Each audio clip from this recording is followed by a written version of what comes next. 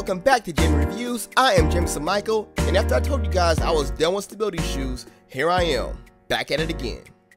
And I also brought back Slim T. She represents the Austin Sports Bra Squad, promoting self-love, fitness, and straight up running with joy. And when it's like 35 degrees outside with the wind chill, we decided to represent team jackets and gloves. Anyway, there's typically not much to say about a Brooks Adrenaline. It's simply their go-to shoe when it comes to that standard stability running shoe. And it has been for years. And at one point, it was their highest selling shoe. And well, here we are now, on its 19th edition. Let's see what this new Brooks Adrenaline 19 has to offer. So the upper uses an engineered mesh that has a bit of a stretch to it and is soft to the touch. The shoe uses overlays that gives the shoe a bit more structure by blending them into the midfoot design.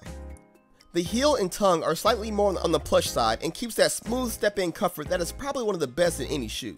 The shoe itself reminded me of the Brooks Ghost.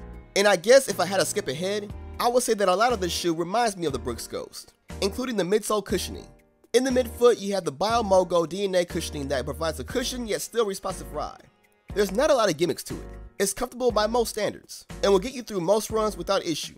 Towards the heel, you have the newer Loft DNA foam that has a bit more of a squish to it. I found it to add a bit more in the comfort category compared to what I had tried in last year's Adrenaline. So the stability component of last year's shoe was using a medial posting that was essentially a firmer density foam under the arch near the medial side to help compensate for some overpronation that a runner might experience. Well, Brooks has been putting in tons of research, and they decided that for them, a medial posting was no longer the answer. So they decided to transition to guide rails on the side of the shoe to help guide your foot through your foot strike while being less invasive. And considering that most stability shoes have killed my knees, and this one didn't, I would agree, it is much less invasive. My friends who do wear stability shoes said they still feel supported. So as of now, it seems to be doing its job. The outsole uses blown rubber with a segmented crash pad for a smoother transition. But I will say, I'm not sure if it was helping enough. The transition wasn't bad, but the overall shoe just had that clunkier feel. Now there will be shoes like the Ravenna 10 that should ride a tad smoother. But do you know those shoes that you wear that fit and ride so smooth that you almost forget that you're even wearing shoes?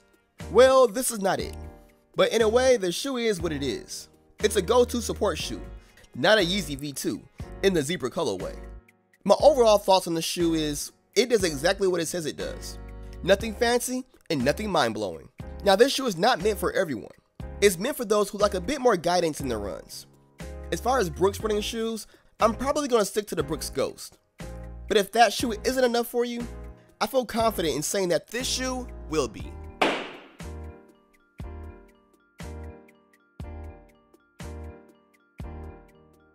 Thanks for watching, and be sure to subscribe if you're into running shoes or just antics. I do both. Be sure to follow me on social media if you want to see more nonsense, and go ahead and follow Slim T if you can.